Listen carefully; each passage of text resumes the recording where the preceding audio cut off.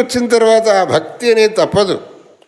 ఆ భక్తితో అనేది మనం ఉండవలసింది మన కర్తవ్యం.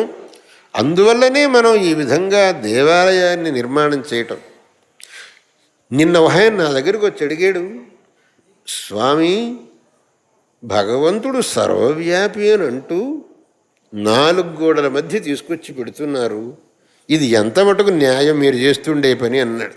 నా దగ్గరికి వచ్చి అడిగాడు, సర్వవ్యాపి భగవంతుడని ఒక చెంపని అంటున్నారు, 4 గోడల మధ్యలో తీసుకొచ్చి ఇదిగో ఇక్కడ ఉన్నాడు భగవంతుడు అని అంటున్నా, మీరు చెప్పే 2 పరస్పర విరుద్ధంగా ఉన్నాయని. అలా కాదురా నాయన, భగవంతుడు సర్వవ్యాపి అనే దాంట్లో సందేహం లేదు.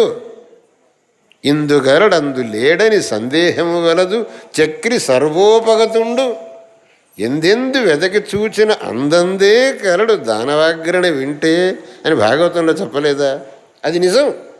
కానీ ఈ 4 గోడల మధ్యలో ఎందుకు తీసుకొచ్చి పెడుతున్నారు అని అంటే, ఎవడికైతే సర్వత్రా భగవంతుణ్ణి చూడటానికి సంస్కారం అనేది లేదో, ఆ పరిపక్వత లేదో, వాడి కోసమని చెప్పేసి. నువ్వు నిజంగా ప్రహ్లాదుల్లాగా ప్రతి కణంలోనూ భగవంతుణ్ణి చూచేటటువంటి పరిపక్వత కలిగిన వాడివైతే నువ్వు ఇక్కడికి రావాల్సిన పని లేదు. ఇది నీకు ప్రతి ఒక్క కణంలో భగవంతుడు దర్శనమిస్తున్నాడు. కానీ అందరూ ప్రహ్లాదుల్లాగా ఉండరు కదా నాయన. అటువంటి వాళ్లకు భగవంతుడు ఇక్కడ ఉన్నాడు, నువ్వు ఇక్కడికి వచ్చి ఉపాసన చెయ్యి అని చెబితే వాళ్ళ యొక్క మనస్సు అక్కడ లగ్నమవుతుంది అనటం కోసం మేము ఇక్కడ భగవంతుడిని ప్రతిష్ఠిస్తున్నాం. కానీ సర్వవ్యాపి అయిన భగవంతుడిని సంకోచం చెయ్యాలనే దృష్టిలో మేము చేయటం లేదు. భగవంతుడు సర్వవ్యాపి అనటంలో ఏ విధమైనటువంటి సందేహానికి ఆస్కారం లేదు.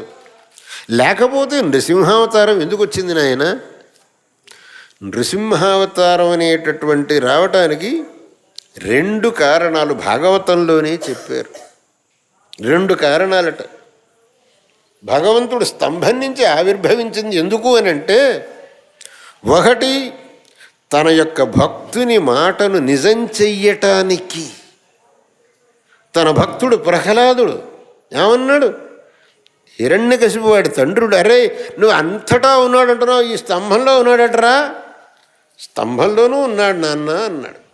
ఆ ప్రహ్లాదుడి మాటను నిజం చెయ్యాలి ఒకటి. రెండోది తాను సర్వవ్యాపి అనేది చాటాలి. తాను సర్వవ్యాపి అనేదాన్ని ప్రకటించాలి. ఈ 2 కారణాలను పుచ్చుకొని భగవంతుడు స్తంభం నుంచి ఆవిర్భవించాడు అని భాగవతం చెబుతున్నది. కాబట్టి భగవంతుడు సర్వవ్యాపి అనటంలో ఏమాత్రం సందేహం లేదు. సర్వత్రా భగవంతుడు ఉన్నాడు. కానీ సర్వత్రా భగవంతుడిని చూసేంత పరిపక్వత మనకు రాలేదు. అది రావాలి. ఎప్పటికొస్తుందో తెలియదు. అది వచ్చే వరకు ఇలా దేవాలయంలో భగవంతుడి యొక్క మూర్తిని ప్రతిష్ఠించి అక్కడ ఆ భగవంతుడిని ఆరాధించడం అనేది మన కర్తవ్యం అవుతుంది. అందుకు ఒక సామాన్యుడైనటువంటి వ్యక్తికి కూడా భగవంతుడి యొక్క ఆరాధన చేసుకోవటానికి, భగవద్ దర్శనం చేయటానికి, భగవత్ స్మరణం చేయటానికి ఒక అవకాశం కల్పించాలనే దృష్టితో ఈ దేవాలయం నిర్మించి అక్కడ దేవతామూర్తిని శాస్త్రోక్త విధానంతో ప్రతిష్ఠ చేయటం అనేది జరుగుతున్నది. అది ఎవరో ఒకరు తెచ్చి ఊరిక అలా పెడితే అక్కడ సాన్నిధ్యం ఉండదు. ఆ శాస్త్రోక్తమైన విధానంతో ప్రతిష్ఠ చేస్తేనే తప్ప లేకపోతే అక్కడ సాన్నిధ్యం ఉండదు. అందుకు ఆ శాస్త్రంలో చెప్పినటువంటి రీతిలో ఆ భగవంతుడి యొక్క మూర్తిని అక్కడ ప్రతిష్ఠించి, మీరందరూ ఇక్కడికి వచ్చి భగవంతుడిని ఆరాధించకుండా అయ్యా మేము జనానికి చెబుతున్నాం. కానీ దానివల్ల భగవంతుడి యొక్క సర్వవ్యాపిత్వానికి భంగమేం రాదురా నాయన నేను జవాబు చెప్పాను. అందువల్ల మనం ఇక్కడ భగవంతుణ్ణి ఆ అత్యంతమైనటువంటి శ్రద్ధాభక్తులతో ఆరాధించి కృతార్థులం కావాలనే దృష్టితో